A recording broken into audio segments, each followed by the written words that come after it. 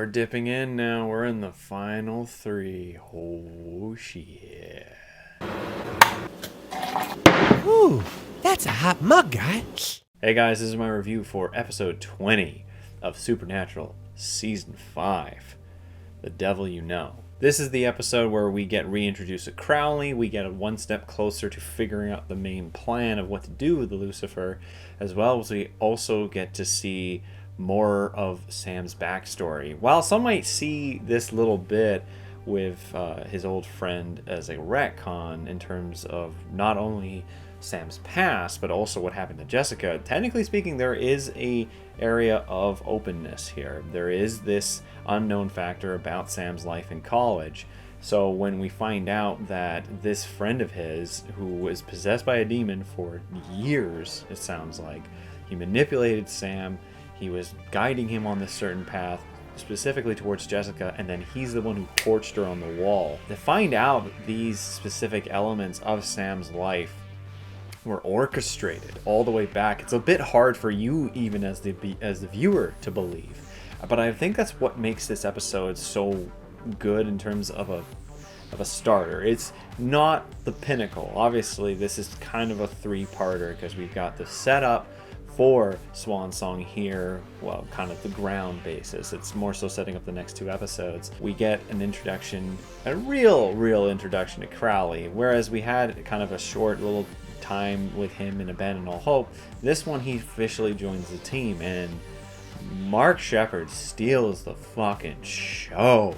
He is enigmatic in this episode. He is the key focus, the absolute shining light of humor and witticism in this episode. We just lost Gabriel, but we've now kind of replaced him with Mark Sheppard's Crowley, and I'm not upset about it. It just does such a fantastic turn as this character. He also has some freaking great jokes. The episode is about the brothers kind of getting a one step closer towards finding out how to get Pestilence. They're following behind him in the wake of swine flu. Holy shit. Going from one pandemic to another. I remember swine flu, but I don't remember it even being like big of a thing. I remember some people having some extreme kind of thoughts about what was going to happen, but nowhere near on the same level as COVID. So it's kind of interesting to see a previous pandemic that we went through, and now it's here. It's kind of interesting just to see, like, it's also a piece of history, and the idea that the demons are going to use swine flu as a means to introduce a vaccine that is actually the Croton virus. Freaking A+ timing. I don't even know how else they would have kind of introduced the whole Croton thing other than them just kind of being like, hey, you know what, we're just experimenting, whatever. 28 days later kind of situation. But they used the swine flu thing in a very unique and cunning way. I thought it was very smart on their part. Supernatural did do this. This is the season that it started really happening, maybe kind of a little bit in season 4, but they would start using current day events and kind of introduce those into the storylines. Just for like side notes, it would become a very mainstay thing for the show as the show would go on. Would it still work as well leading towards the end of the show? Not so much. I feel that it was kind of more so like low-hanging fruit in the latter ends of the season, but here they use it really well. So while Pestilence is causing all this havoc and mayhem, they still can't find him. They still can't find Jim Carrey's older looking uncle. So they unintentionally get the help of Crowley, who directs them towards a demon that actually is one of the higher ups in terms of the whole Croton vaccine idea. Turns out that this guy is also one of Sam's friends from college, or this supposedly was. We get some pretty cool revealing dialogue about the whole thing, and then there's the bit with the Hellhounds, which is so good. It's just goddamn classic. Every time I think about Crowley, every time I think about Mark Sheppard, that scene of him patting a massive hellhound has always stuck with me. It's one of my favorite moments that the character ever did. Mine's bigger. Second boy. 1,000 on my pup wins. Love it. The only kind of issues that maybe might be had in this episode is, like I said, they're trying to establish a lot of this background information about Sam and his life. It's kind of hard to believe, it's hard to take because you're getting the opinion of it from a demon, but we will get this further clarification in Swan Song. At the same time, the episode does move a little slow. Mark Sheppard's really carrying the the episode on his back in terms of laying this foundation. It's a necessary episode. It has to happen for the other two to be good, but it's not exactly 100% perfect. And also the end scene where Sam is walking his friend towards the wall and he's doing this. I don't know why they took that cut, because it looks really awkward every time I've seen it. I even rewound it just to see. It's like, is it just me? It's like, nope, that looks really, really weird. This is also the episode that Sam introduces the idea of sacrificing himself, at least on the phone with Bobby. But it is tying into when Bobby was able to take control of his body for a very short second, for a short period of time, at the beginning of the season, where he stabbed himself instead of Dean, to then paralyze himself. I like how they're using that element. I'm kind of curious if that was the setup. I imagine that must have been, but to hold on that element and use it from something so long ago, so not really referenced, not literally, like obviously Bobby's in the chair, but it's kind of like a Buffy idea. Buffy would do this for the seasons that I've seen, is they would leave something for a while and then they would bring it back, but they would use it in a very good way. And that's what I thought, that the possession breaking was a good idea. So leading into the end of the episode, we have more information about where Pestilence is. We have this team up with Crowley, and Bobby also looks like he's going to sell his soul to Crowley to find out where Death is. A lot happening in this, and we're getting so close towards the end, guys. I am so fucking excited. I can't believe that we're getting close to ending this, at least the first 5 seasons, considering how long it took me to get here. Either way, I should give the rating for this review. So in the end, I'm going to give The Devil You Know a 5 out of 7. It's a solid episode. It's fun. It's got a lot of Mark Sheppard carrying it to be above a 4. So I very much enjoy this episode. But I asked you guys what your thoughts on this episode were, so let's see what you guys had to say. When it comes to pacing, The Devil You Know is my least favorite episode of the season, and that could easily be merging with what Pestilence does in this episode, in the next episode, with this one. It does offer interesting insight about Sam's character. However, then you also have Dean quite literally being a hypocrite. Then again, when is he not in this show? With working directly with Crowley. Sam has a right to be upset with this. I get Crowley didn't want to take Sam because the demon Brady knew Sam at Stanford, let alone it's heartbreaking that Brady introduced Jessica to Sam just to get his heart broken. It also seems like in the earlier seasons that Azazel was the one that killed Jessica, and here in this season we get an overlooked retcon that was just another demon following Sam around when he wasn't with John and Dean. I love giving props to the developers of Supernatural for creativity, but the invisible dogfight isn't naturally visually interesting, and it just makes it interesting to have an invisible fight that doesn't last as long. My favorite scene, however, that I appreciate about this episode the most is when Dean lets Sam kill Brady, and we don't get a clear answer about why Sam hates demons so much. But to me, it's clear he hates them for making his life a literal hell on earth for him and his loved ones. Yep, no, that's a definite reason why he hates demons so much. In terms of the invisible fight, I actually like it because for a show like this to do something like that had to be all practical, and that would have cost a bit, and that would have taken time, considering these episodes are always made in like 3 weeks. I think that they did pretty well, considering what they could have done. But yes, the pacing of this episode, I always say that, I think I call this episode the beginning of the trilogy towards the end, with each subsequent episode getting better. This is the base, this is the starting. It's kind of similar to All Hell Breaks Loose Part 1 and Part 2. The Devil You Know is an amazing episode. It really shows the character Crowley in his prime before Dab ruined him. I really enjoyed him in this episode. Mark Sheppard is perfect in the role of Crowley, and I also really enjoy the demon for possessing the body of Sam's friend Eric Johnson. Was great as the demon, and it was interesting finding out that another demon was keeping tabs on Sam when he was in college, and I like that Sam got to kill him. Yeah, there was kind of that little bit of building in the background of more kind of the plan of Azazel / Lucifer. A very good episode and a very good setup for the last 2 episodes of Season 5.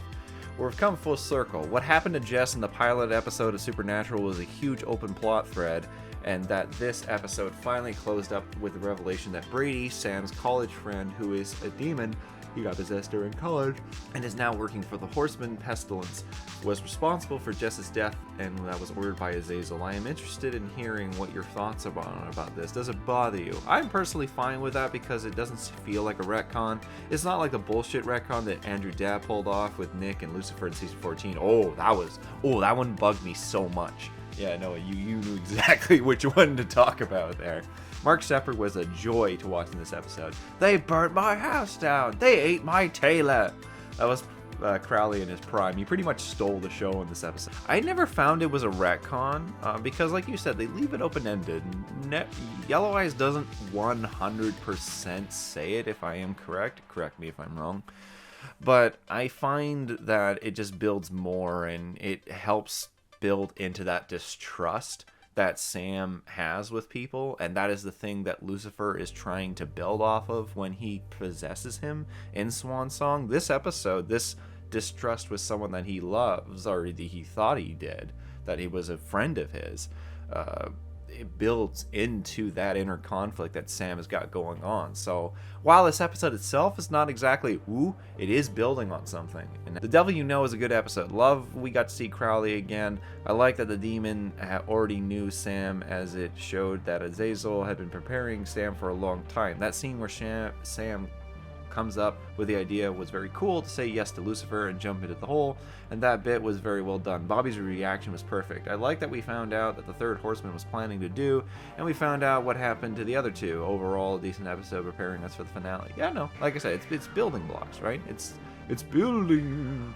Devil You Know. This episode still holds up all these years later. I watched it last year during the final season, and around that time the Baba Yaga episode had aired, and noticed how in the scene where Sam and Dean were driving at the beginning, you could tell that the shots of the Impala, both inside and outside as it ran down the road, were newly shot and edited to reflect a rainy night's drive. In contrast with the last 3 seasons, where they would regularly reuse early footage from season 1, and the interior shots of the car showed a little background outside them. But then Crowley shows up and Sam flips out and attacks him. And Jared portrays a pissed off Sam who is barely restraining his rage during their conversation, as opposed to the last few seasons where he became largely passive, a voice of reason. And then Crowley starts delivering his well-written lines. Point is, I was surprised at the little differences that showed how much more effort that there was put into the show at the time, and I really missed that. 100%. This is a solid hour of Supernatural. I really enjoy it a lot, especially the scenes with Crowley, Brady, and Sam when deciding to be the devil's vessel. It made me wonder if destiny was coming true and he was just fooling himself into thinking he could control it. How could one man stand up to an archangel and win? Curious to hear your thoughts on Brady revealing about Jessica. I never liked that, and I'm not sure I ever really bought it. Do you consider it a retcon? I don't think it is, but still, again, if someone says that Yellow Eyes 100% says, yeah, I burned your girlfriend, then maybe yes, that would possibly fall into the whole idea of it being a retcon, but I don't know. I don't think it was, and it doesn't bother me so much, is because while Yellow Eyes was Sam's favorite, he still was creating other children, right? And then also Gordon went and killed a few of them. And while it makes sense narratively wise that Yellow Eyes killed Jessica, it makes that whole finale of the second season so good. Here, I don't mind it. I think it's okay here. From the beginning, letting us know that the Croatoan virus is back, seeing Sam and Dean in masks while posing as CDC agents was a flash forward to 2020 now. Yeah, no, that was, I was like, oh, damn, okay. There was much humor in this episode as we were given plot moving forward information. Crowley appearing in the backseat of Baby, then being upset that they burnt my house down, they ate my Taylor, and standing under a streetlight, then blasting it to pieces. Yes, that was great. Mark Sheppard, Crowley at his best. Tracking device in Baby, wondering what exactly he heard the boys talking about him. His plan to blindly send Dean after Brady with no idea of what he's actually doing. I wonder why the symbol Crowley carved into Brady so he couldn't smoke out, was never used again. Typical Dab stupidity, drop things never to continue them. Well, I don't think Dab wrote this episode, but no, that is actually a good point. Sam bringing up to Bobby his plans of saying yes to Lucy, then taking back control. He was so confident he could control the devil, and the heartbreak for Sam when he discovers Brady was a demon halfway into his sophomore year at Stanford. He introduced Sam and Jessica, then Brady as the one who killed her. Nice touch on the flashback to the pilot that just made cookies for Sam. Crowley brought up a good point. Would Lucy keep the demons around if he controlled the world? I don't know. Crowley's "I'm invested" line as he pats the head of his hellhound. Mine's bigger. Sick 'em, boy. Sam getting payback for Jess by taking out Brady. I'm sure it felt good, but he will always have the guilt because of knowing him got her into the whole mess. Better the Devil You Know, and he is awesome in this episode. Getting to see Mark have some fun with the first real-time Crowley gets a full episode is awesome. This is my favorite Crowley, honestly. I was never a fan of making him the King of Hell. I like him as a separate agent that has some power and influence, but the King of Hell seems so cheap, especially because it happened off screen. I think it would have been potentially better to build him up to a point where he becomes the king, considering he's only in 3 episodes, and that's probably for another episode. I like now that the boys have a plan and a more direct set of goals to achieve, because I remember watching this season live from Abandon All Hope to Hammer of Gods. The show did a really good job of driving home that the point of killing Lucifer is hopeless. Love that Dean and Crowley stuff. I always liked the dynamic that they had, because before now Dean never worked with the demon in his manner, so acquiring Brady goes all according to plan. The actor that plays Brady does a good job of making him a dick. The stuff between Brady and Sam is interesting, but it would have been more weight if we had seen Brady before, but oh well. Hellhound versus Hellhound is great, some quality looking practical effects, which is nice to see. Sam gets revenge, which is meh. Then Bobby and Crowley, which is a ton of fun as well. Not as flashy as Lucifer showing up at the end and massacring a bunch of gods, but still a pretty good episode, 6 out of 7. No. I'm surprised no one brought up the weird walk. I think I'm the only person who brought up the weird walk that Sam does towards Brady at the end of the episode. All right, thank you guys. Thank you so much for your comments. Now, we've got 2 minutes to midnight. Oh, death. One of the best character introductions we've ever seen in this whole show.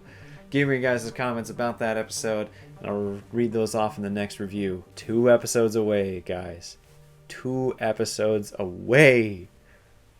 Whoa, crazy. Anyways, if you guys like the video, leave a like, and if you're interested in more, subscribe. Otherwise, see you guys next week. Thanks for watching the video. My name is Nitz, and you might remember me from the animated cult classic TV show Undergrads. It's been a while, but I'm happy to say the Clique is finally getting back together in an all-new movie, thanks to a successful Kickstarter campaign. But we are still asking for your support. To see any and all updates about the upcoming Undergrads movie, be sure to check out and like the Bring Back Undergrads Facebook page. And with any luck, we'll see you guys soon.